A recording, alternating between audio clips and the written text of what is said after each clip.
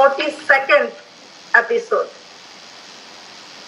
With best wishes, some new educators from around the world have joined us, and we would like to thank the esteemed academics for joining our global family. This is our regular weekly discussions program. They are educators from all over the world and reach us by participating in discussion and sharing their experience. I would like to Dr. TPS sir, please. Namaskaram, and thank you, Mamtas, for this invitation. I heard what my sister Patricia from Argentina told so far. I am on to this teaching with a passion for last so many years. Probably I am there in teaching for last 40 years. I have not seen any of my classroom boring to my students. No classes. I taught English, I taught mathematics, I taught engineering topics, I taught MBA in university level, and I also taught tiny tots like KG, young children, more than 1 million teachers, more than 1 million parents, more than 1 million students. Had sessions of 6 hours continuous non-stop for how to prepare for examination. You can see a blog from me which says 30 points to students, 20 points to parents and teachers. DrTPS, how to prepare for exams, how to concentrate in classrooms. I am also a psychotherapist. I get a lot of students coming and telling me that no concentration in the classroom. Basically because teachers are boring. There is only one answer if somebody is not able to listen to you. See, you go to many webinars now, most of them will not appear on camera. That is because most of the webinars are boring. Assume you have a nice, charismatic film personality coming on a program. Definitely everybody will show faces. They want to click a picture and say that I attended a program with them. So I keep saying every teacher should have a smiling face. Let them teach the most difficult subject. Keep a smiling face. Number one. When we go for a movie, we do a lot of homework. I don't see anybody go for a movie in a cinema theater, in a movie theater, without preparing.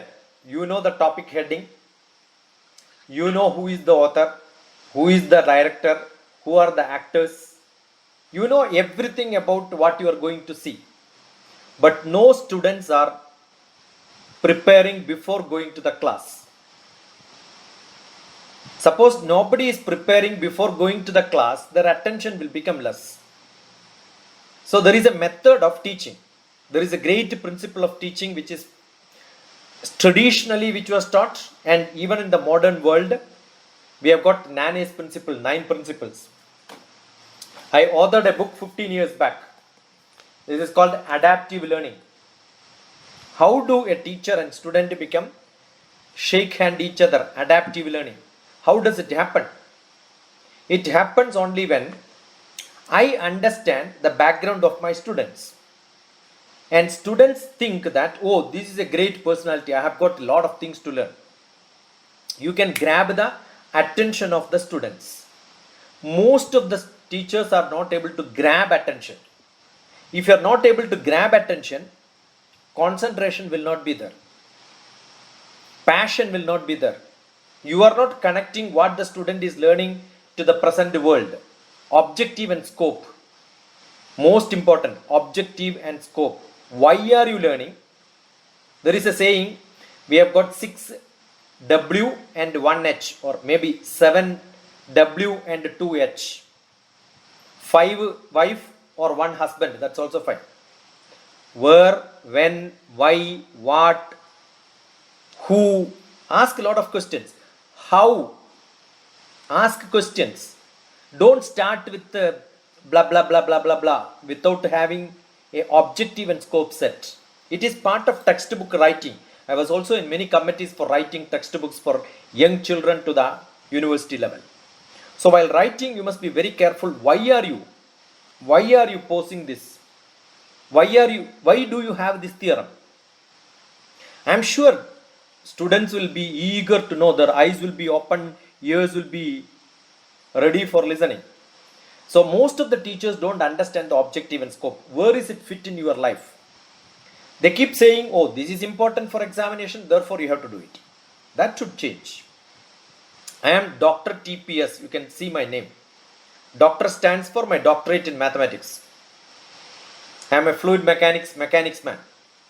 Worked in space department for many years. I trained a lot of people, including in the office program, very senior people. They don't lose attention because they have a job to do after this. The skill oriented programs. Whatever theory you are learning, you have to apply it. If you don't listen to theory, you cannot apply it. So application oriented classes are required. Number one. And I am TPS, teachers, parents, students. Class means teachers, parents, students. All of them have a role to play. So I am sure, first of all, teachers should stop begging in the class. I keep calling, most of the teachers are beggars. They keep calling, please listen, please look at me, attention please. Why are you calling attention? Because you know your students are not looking at you. Have you seen in a cinema theater, the director will come in between and say, please listen to my cinema? The movie attention is by default you have. Nobody need to ask for attention. So you have to do your job. It is not education. It is learning. Learning not by you, the students. So I keep saying, don't give notes. Ask your children. Just now, my sister Patricia was talking. I took notes, what you spoke. Without a pen and paper, I will not sit in a class. Let it be a webinar. I listen, write down. Every day what I do in webinars, lot of sheets are covered. This is what I do. Every day with the date I have, what I do on that day, what I learn. And such notes are my learning. Teachers must be ready to learn. Ask students to ask questions. The teachers should not ask questions. Students should ask questions to the teachers. So what do? After my class, I will ask my students, now you ask questions. If they have to ask questions, they must listen what you are saying. They must prepare well. So there are many points, 30 points to students, 20 points to parents and teachers for young children. For senior, 20 points to students, 10 points to teachers. Parents may not have a role at all. That's what I'm saying. I can continue, but I know that it is a good discussion, so many more points have to come. Yeah. Completely agree with you. You're right. Students are bored because teachers are bored. And when they are complaining because they do not like the way they are learning. They complain about the pressure they feel at school. They complain because they do not learn by doing. They want to be active participants. So that's the problem we are having in the classroom. And I think that it is our fault. And sometimes both teachers do not realize that they are delivering boring classes. That's why we need to get together and have constructive feedback from our colleagues. In this way, we can realize that we are having unhealthy teaching habits. Great. Thank you very much for your words. Thank you, Dr. TPS sir and Patricia. Dr. Philip, I think that many educators have said no to make the class enjoyable. So we all teachers try to do that. I hope everyone in the audience agree with your discussion. We will try to our best to make the class enjoyable and not boring. In fact, I think this program is not just a discussion. If I say this program is a kind of training for teachers, probably it would not be wrong. So my last question, Mr. Dr. TPS sir, please just unmute your microphone. What are the main factors of boredom in online classes?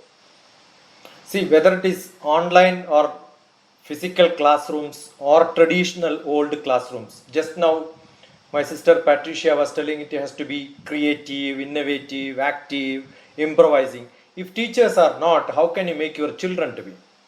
See, I'll tell you, mathematics can be taught like this. You have 1 feet, 1 feet, 1 feet. Somebody was telling it is very expensive. It's not expensive, it's less than $1.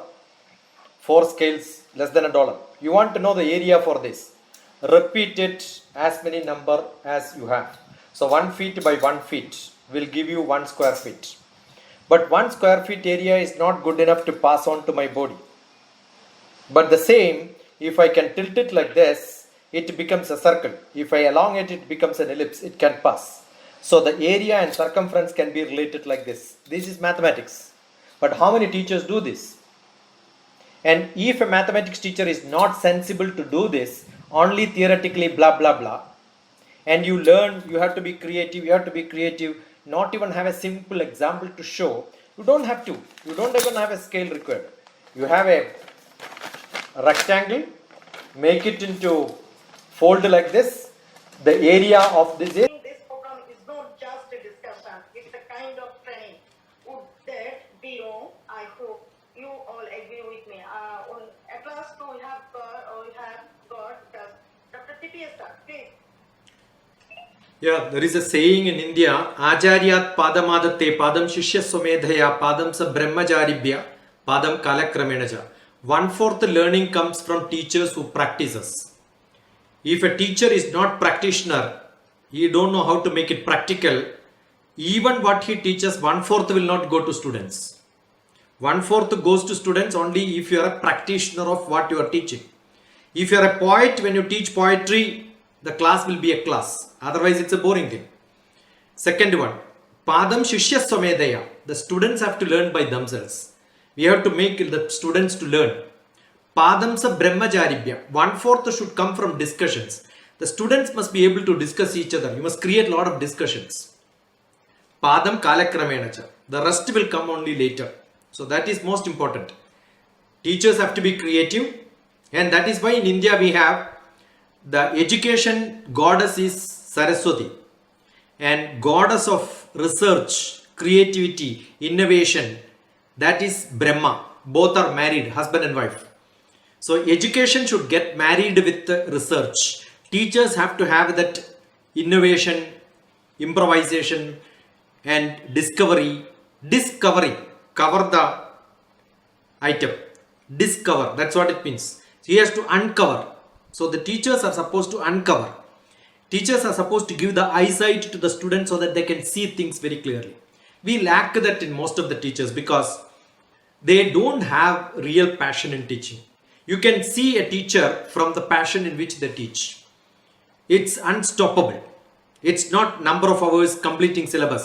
It's how many of my students are really passionate. How many students you could make passionate in the subject you are teaching. So I keep saying, even in higher education, a teacher has to be a person who markets his subject. I must be able to market what I am teaching. I must say this is most important. This is most important. Don't say that this is boring and then start the class. The class becomes boring. So that's all from my side. Thank you. Inshallah, God bless you. See you sometime again. Yeah, and also to add what he has to say, that is, it is also said, as he said, that Saraswati, who's the goddess of knowledge, is married to Brahma, who's the god of creativity. And then they say that when these two are there, always goddess Lakshmi, that is a god of wealth, follows. They always say that where there is a knowledge, Goddess Lakshmi. Goddess Lakshmi follows only when Vishnu is there, who is the god of actions. And when you are god of actions and knowledge and action is there, then evening you can sleep well. Therefore Shiva will be on you to meditate and then sleep. And only when you have Parvati the Shakti with you. And that's why we say Karagre Vasate Lakshmi, Karamadhye Saraswati, Karamule Sthida Gauri Prabhade Karadarshanam. Look at DrTPS Nitya Slokas. There is a beautiful narration of all these scriptures of India explained in terms of psychological, biological, sociological. It's all DrTPS. You search on internet, get back to me. My number is there on my display, and then come back to me. I will send you those. Just type in DrTPS and search. all my YouTubes also has my number and website there. I'll send you all that blogs. There are nearly 60 blogs. Yes. Wonderful, yeah. So this is what, so it's already there in our culture that education has to be through innovation. Through innovation and through discovery and through creativity. So that's why yesterday I was talking on new education policy. I said there is nothing new. I was giving a lecture in Varanasi in one of the colleges. I said there is nothing new. It's all there. Only thing, you keep on renaming and changing it. That's it. Thank you. Sharurika, Yes. you're right, and you both are explaining that how should we make our education more activated, and you already talked about Saraswati, and this is the base your knowledge. Then you have to activate it in several ways. What already discussed by Dr. P. T.S. most probably, and I want to add one thing. Especially action research is very important.